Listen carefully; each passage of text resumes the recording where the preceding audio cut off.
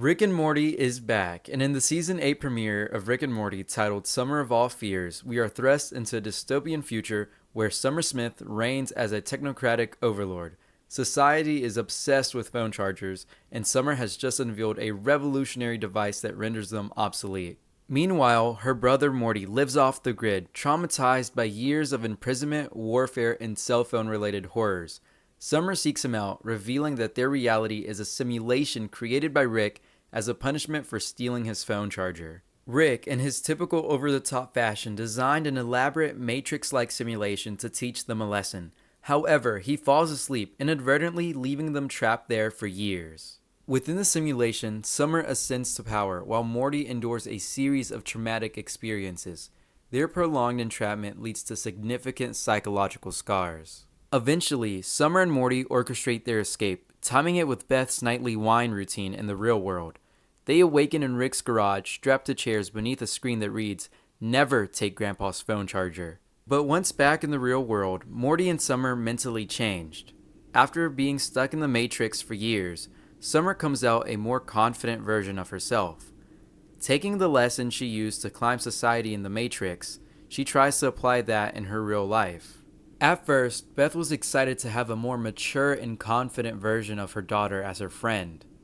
But it quickly turns wrong when Summer stops giving Beth useful advice and turns it into insulting her mother's style and life choices. As for Morty, when he came out the Matrix, he was traumatized, as he had been in a phone charger war. Furious over their ordeal, Morty turns the tables, trapping Rick in a simulation of his own. This role reversal forces Rick to confront the consequences of his actions. Summer and Beth eventually make up at a meditation place called Santa Fe, where they see Morty on the news going on a rampage using the death race car he hijacked from Rick. Eventually, Summer catches up with Morty and reveals the truth. The war he had fought in the Matrix was her fault. She had to cause the war to gather enough energy to escape the Matrix Rick had trapped them in. Morty forgives Summer, but not before the death race car causes a critical failure at the power plant Morty was attempting to sabotage.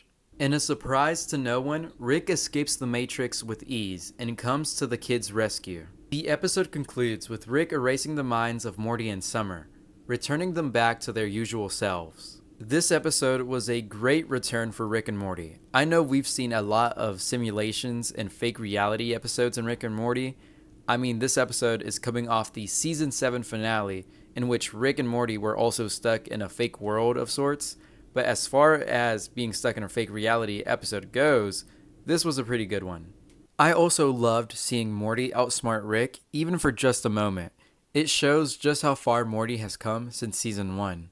It also helps visualize the character of Evil Morty, as he too could have been as naive and slow as our Morty in season 1.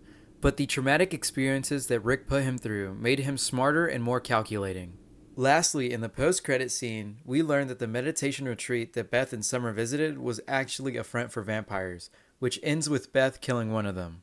Anyways, I'm so glad Rick and Morty is back. I can't wait to watch the rest of season 8 and see what it has in store for us.